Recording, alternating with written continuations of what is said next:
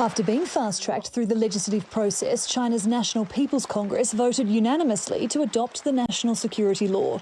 Some fear this will be the death knell for freedoms, like the right to protest and an independent judiciary, that set Hong Kong apart from the rest of China. But those in power say the law is needed to deter activists whose pro-democracy protests plunged Hong Kong into chaos last year. During this period, groups advocating Hong Kong independence and self-determination incited protesters, very often radicalized young people, to desecrate and burn the national flag, vandalize the national emblem, and storm the central government's office in Hong Kong. This new law, although not clearly defined yet, is designed to crack down on demonstrators by criminalising secession and foreign collusion. It will effectively curtail protesting and freedom of speech.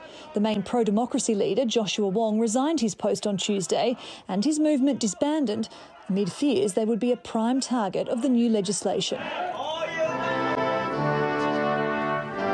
As part of the 1997 handover from Britain, China guaranteed Hong Kong certain freedoms as well as legislative and judicial autonomy for 50 years under what is known as the One Country, Two Systems deal. The UK and many other Western countries are now concerned the new law violates this agreement. We will be looking at the law very carefully. We will want to scrutinise it properly to understand whether it's in conflict with the joint declaration between the UK and China, and we'll be setting out our response in due course.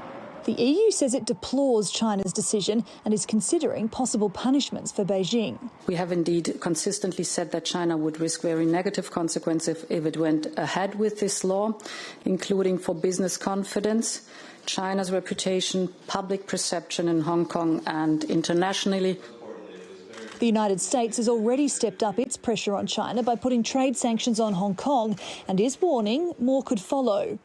But from China there's defiance, the message from Beijing being no amount of international threats or sanctions will make it revoke the new law. Sarah Morris, TRT World.